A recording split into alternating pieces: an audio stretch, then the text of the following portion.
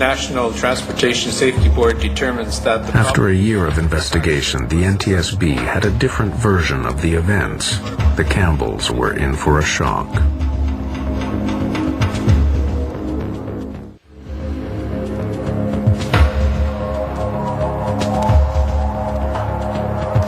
After waiting a year for the official report, Kevin and Susan Campbell expected it to match their theory of what led to the accident on Flight 811. I assumed that we would have a report come out that this was an electrical malfunction, and was staggered when they came out and said that the door had been mishandled. For the Campbells, the NTSB's flawed explanation and failure to mention the electrical problems just wasn't good enough. They went back to investigating the accident on Flight 811 and soon found disturbing evidence of how it could and should have been prevented.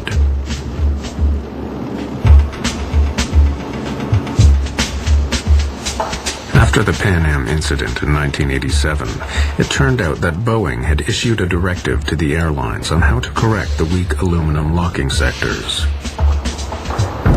The airworthiness directive that came out was to replace the aluminum sectors with steel sectors that could not be bent.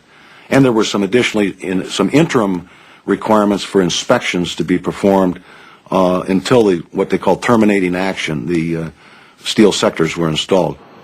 The fix was cheap and simple, but getting it done was not.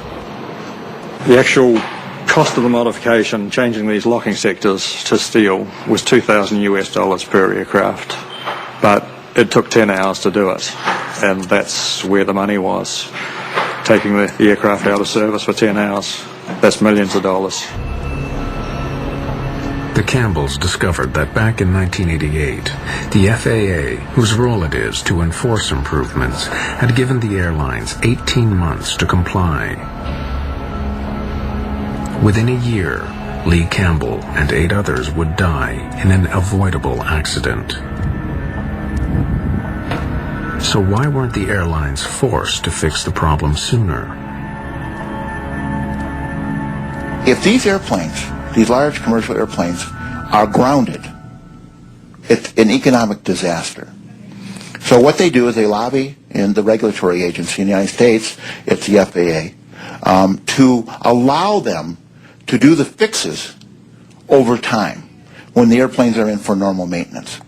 And that way, they're not taken out of service. But when they do that, when they allow the airlines, the air carriers, and the manufacturers to fix these over time, in essence what the FAA is doing is they're gambling with the lives of the passengers and the crew that are flying the airplanes during the time they're not fixed. After the deaths on Flight 811, the FAA instantly shortened the deadline for fixing the cargo door from 18 months to just 30 days. The pressure of the Campbells' campaign eventually began to pay off.